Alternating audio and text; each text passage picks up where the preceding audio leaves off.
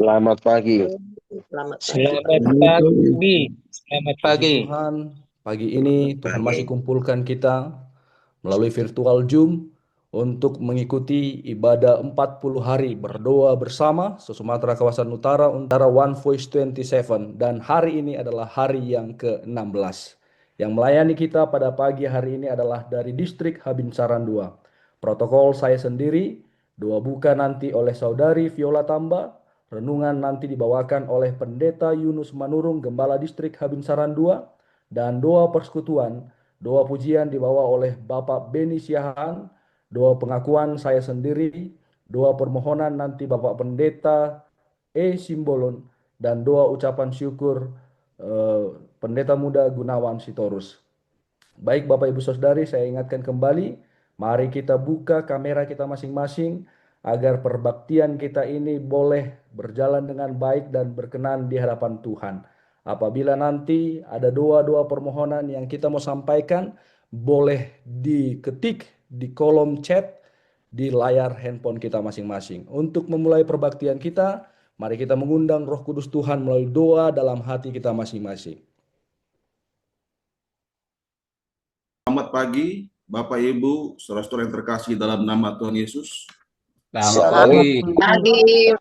Pak Pendeta. Kita merasa bersuka cita karena kita boleh mengikuti 40 hari berdoa untuk mendukung acara One Voice 27. Dan pada hari ini adalah hari yang ke-16. Bacaan dari buku Kironis Kejalanan yang berjudul Di Dalam Bait Suci. Bapak Ibu, saudara yang terkasih dalam nama Tuhan, buku Roh Nubuat ini adalah terang kecil, bukan sebagai pengganti Alkitab. Peristiwa di dalam bait sucinya ini boleh Bapak Ibu, saudara-saudara sekalian buka di dalam Matius 21 ayat 12 sampai 17, Markus 11 ayat 15 sampai 19, Lukas 19 ayat 45 sampai 48, dan Yohanes 2 ayat 13 sampai 16. Saudara-saudaraku yang terkasih dalam nama Tuhan, melalui buku Kironis Segala Zaman ini, melalui peristiwa di bait suci ini, ada banyak poin-poin penting yang boleh nanti kita dapatkan, tetapi pada pagi ini saya hanya mengambil poin yang intinya saja. Saudara-saudara yang terkasih dalam nama Tuhan, peristiwa di bait suci ini adalah bagian dari satu pekan perjalanan Yesus menuju salib Golgota.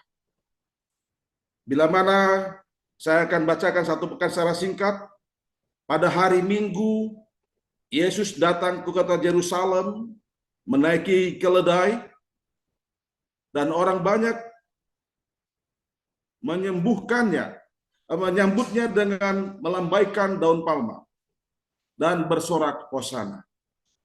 Pada hari Senin, Yesus pergi ke bait Allah dan mengusir orang-orang yang berjual beli serta menukar uang di dalam bait Allah. Hari Selasa dan Rabu, Yesus berada dalam bait Allah, mengajarkan, menyampaikan kabar kebenaran, menyampaikan roh nubuat, perumpamaan, dan berdebat dengan para imam-imam Yahudi. Pada hari Kamis, Yesus merayakan perjamuan terakhir bersama dengan murid-muridnya dan pergi berdoa di Taman Getsemani, di mana di tempat itu Yesus dikhianati oleh Yudas. Dan pada hari Jumat, Yesus diadili. Yesus disiksa, memikul salib ke Bukit Golgota hingga ia wafat pada sore hari lalu dimakamkan.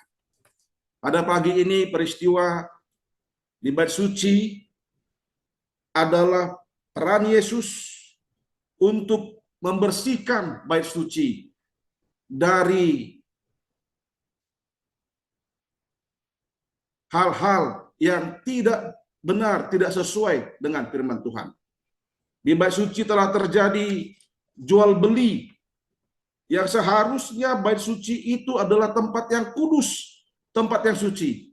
Sama seperti ketika Yesus Tuhan Allah kita bertemu dengan Musa di Gunung Sinai. Tempat itu menjadi suci.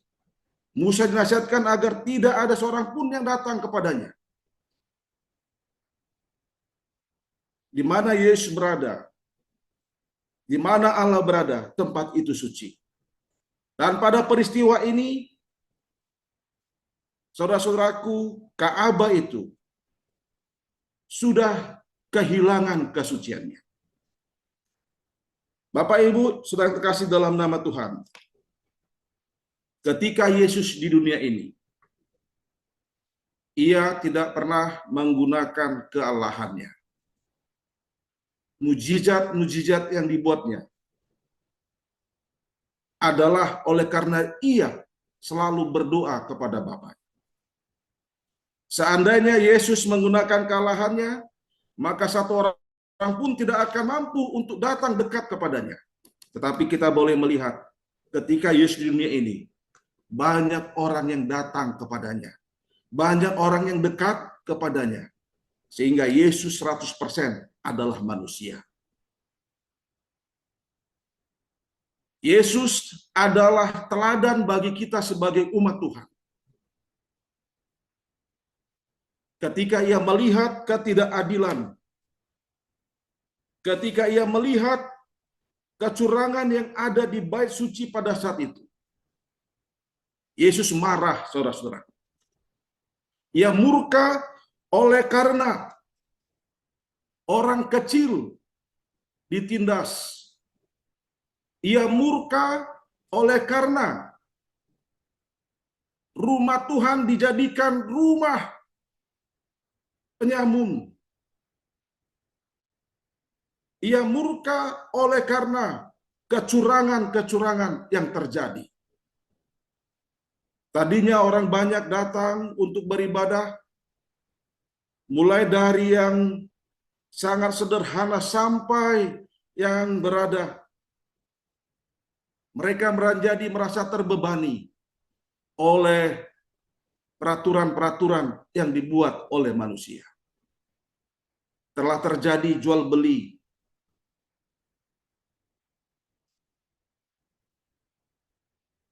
Telah terjadi kecurangan, penyalahgunaan. Dan kalau kita baca, saudara-saudaraku, di sini dikatakan bahwa para imam-imam dan penghulu-penghulu yang disebut sebagai wakil Allah bagi bangsa itu, sebenarnya mereka harus membetulkan perlakuan salah terhadap halaman bait suci itu. Seharusnya mereka memberikan kepada orang banyak suatu teladan keikhlasan dan belas kasihan. Gantinya mempelajari keuntungan mereka sendiri. Seharusnya mereka mempertimbangkan keadaan dan keperluan orang-orang yang berbakti. Dan seharusnya bersedia menolong orang-orang yang tidak mampu membeli korban yang dituntut. Akan tetapi, hal ini tidak mereka lakukan. Loba akan kekayaan telah mengeraskan hatinya. Orang miskin yang datang ke tempat itu untuk memberikan persembahan kepada Tuhan, oleh karena ketidakadaan materinya, mereka bisa pulang, saudara-saudara. Oleh karena para imam mewajibkan agar semua orang membeli kurban dari mereka dengan harga yang sangat mahal.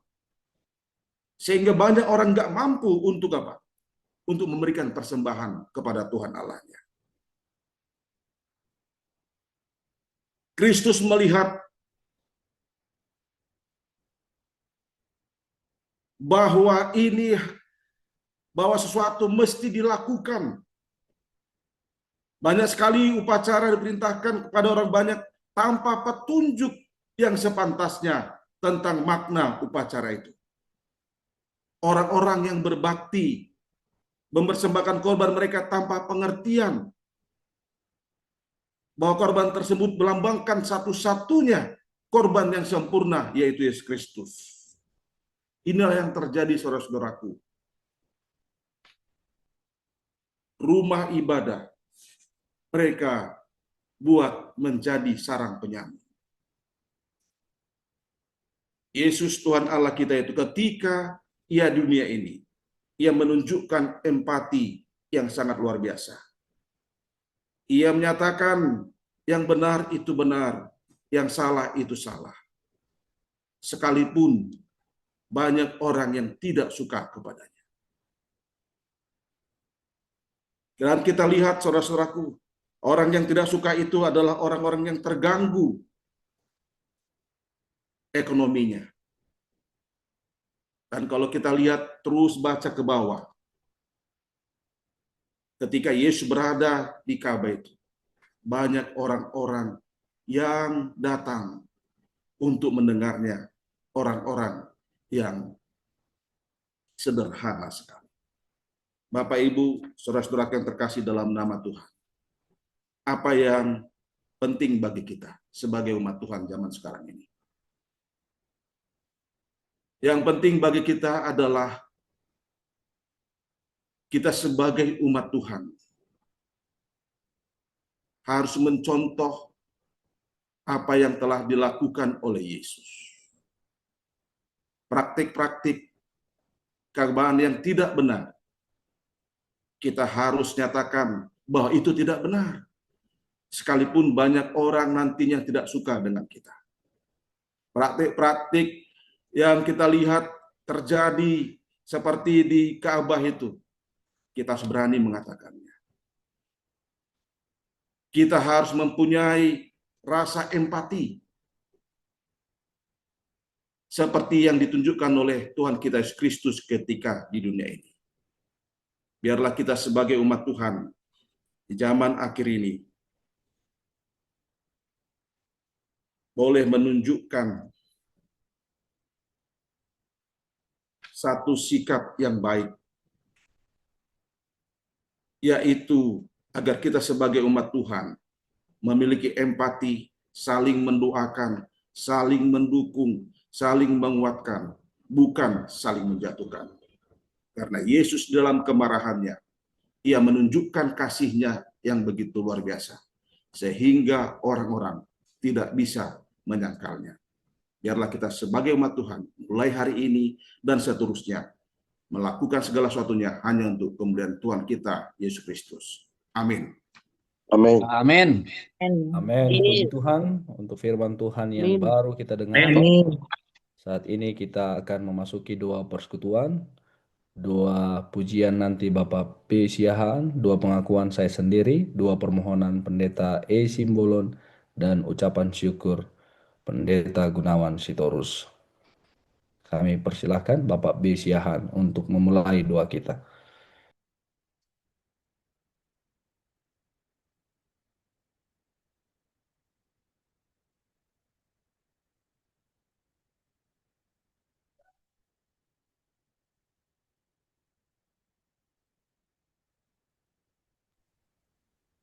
Mari kita berdoa. Allah Bapa yang bertata dalam sorga, Allah kami, Allah yang baik, Allah yang maha kasih, pencipta langit dan bumi dan segala isinya. Di pagi ini ya Bapa, kami mengucap syukur dan terima kasih ke hadapan-Mu ya Bapa, atas kasih-Mu yang selalu menyertai kami di dalam tidur kami pada malam ini. Engkau memberikan kami sukacita dan tidur nyenyak oleh kasih-Mu ya Bapa, dan telah membangun kami di pagi ini tidak ada kekurangan satu apapun oleh karena kasih Tuhan. Terima kasihlah Bapa. Dan pagi ini kami ya Tuhan mengucap syukur dan terima kasih ke hadapan-Mu ya Bapa, yang telah menyertai kami di dalam Zoom kami di One Voice di hari yang ke-16. Engkau memberikan kami kesehatan, panjang umur, bisa kami mengikuti Zoom ini dengan sukacita, supaya kami ya Tuhan menguatkan hati dan pikiran kami, dan biarlah firman yang disampaikan hamba-hambamu ya Tuhan, untuk menguatkan hati kami masing-masing umat-umatmu ya Bapa. Bapa yang di sorga, Allah kami, Allah yang Maha Kasih, biarlah firman yang kami dengarkan ya Tuhan, menjadi berkat bagi kami masing-masing umat-Mu ya Tuhan.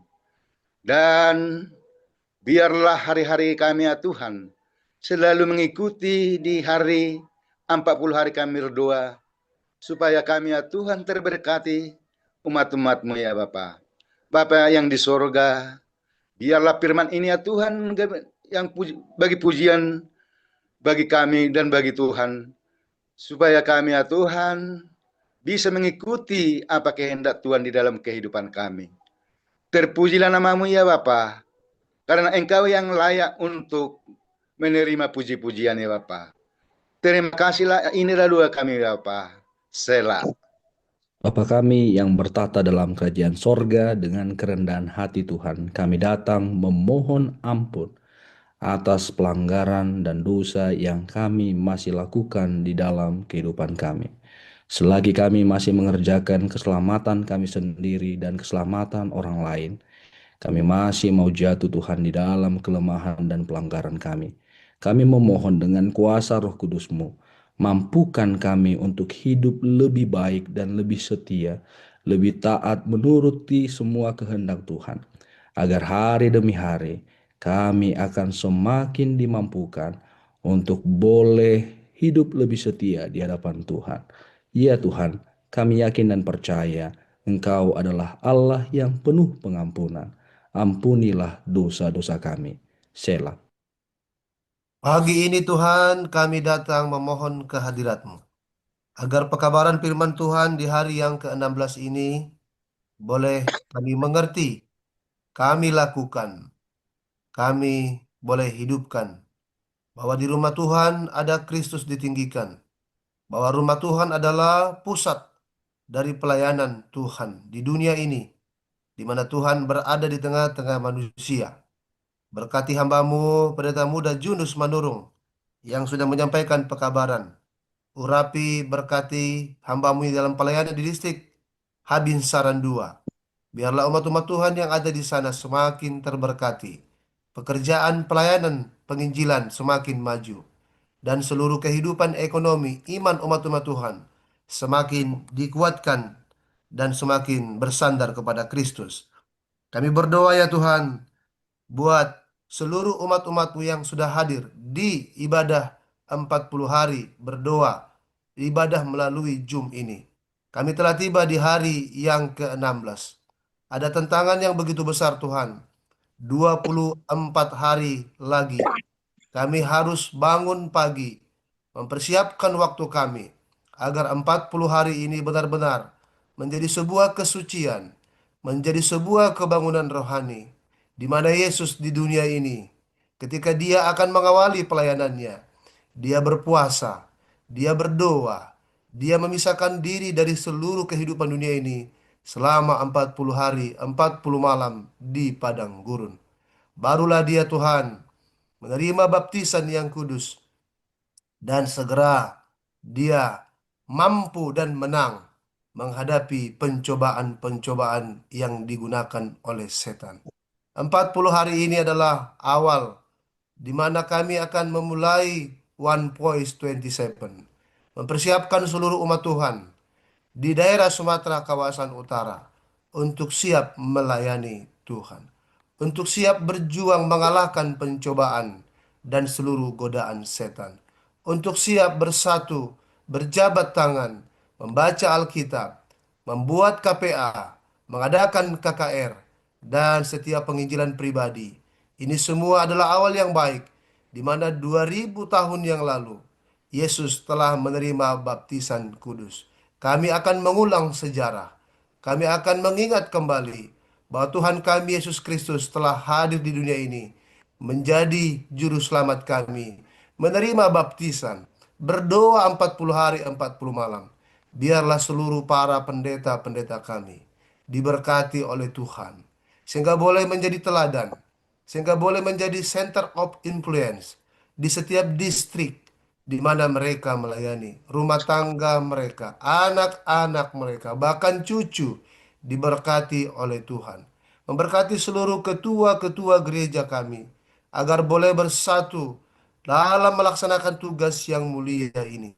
Sekretaris jemaat, bendahara jemaat, dan seluruh pemimpin departemen dan seluruh anggota majelis diletakkan oleh Kristus pekerjaan ini di tangan kami masing-masing dengan seluruh umat-umat Tuhan. Anggota jemaat se-Sumatera Utara. Kami rindu hari ini telah hadir 189 device atau Zoom.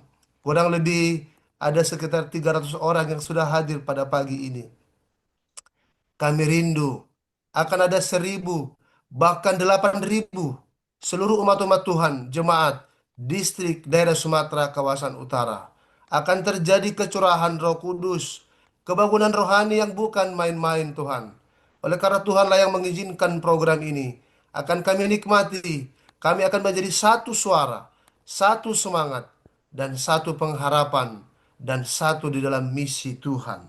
Sehingga pekabaran Tuhan di Sumatera Utara akan bekerja dan terlaksana dengan baik. Memberkati para pimpinan kami di daerah Sumatera Utara, officers, departemen, dan seluruh staf. Dan memberkati seluruh pekerjaan usaha umat-umat Tuhan. Target baptisan, target persepuluhan dan persembahan terpadu. Dan seluruh pencapaian-pencapaian usaha tangan, seluruh umat-umatmu akan semakin berkelimpahan. Demikian juga Tuhan, anak-anak kami yang masih sekolah, Tuhan berkati. Yang belum mendapatkan jodoh, Tuhan akan tunjukkan. Dan yang belum mendapatkan keturunan, tidak ada yang mustahil. Tuhan akan berikan karunia untuk mendapatkan anak laki-laki dan anak perempuan. Kami juga berdoa buat tukang yang sedang merenovasi gereja di Tanjung Kaso yang mengalami insiden dan sekarang sedang dirawat di rumah sakit. Sembuhkanlah dia Tuhan, pulihkan dia agar dia boleh kembali bekerja. Demikian juga Tuhan, yaitu dari jemaat Pardomuan. Kami berdoa orang tua kami, Opung Patrick yang sedang kurang sehat. Engkau akan berkati dia bersama dengan peparannya agar kasih Tuhan berkelimpahan menjadi milik bahagiannya. Keluarga RC Giro di Maria Dolok merindukan agar ada pertumbuhan iman, akan ada pertumbuhan rohani dalam keluarga juga jemaat Tuhan yang ada di tempat ini. Ya Tuhan, banyak lagi yang kami mau doakan. Kami akan lanjutkan ibadah kami besok di hari yang ke-17. Umat-umat Tuhan bersama para pendeta kami, ketua-ketua gereja kami akan mengundang banyak orang dan turut aktif dalam acara ini. Sehingga terjadi kebangunan rohani di rumah tangga kami, di gereja kami, di daerah Sumatera kawasan utara. Selah. Untuk kemurahan Tuhan yang telah menjadi bahagian kami. Pagi ini Tuhan, kami telah menyampaikan setiap doa-doa dan permohonan kami. Kami juga sudah dengarkan firman-Mu. Kami bersyukur oleh karena kesempatan yang sangat berharga yang Tuhan telah berikan bagi kami. Biarlah kemurahan-Mu tetap menjadi bahagian kami. Dan kami akan lanjutkan aktivitas kami hari ini. Pertolongan-Mu menjadi bahagian kami. Terima kasih ya Tuhan, di dalam nama Yesus kami berdoa. Amin. Amin.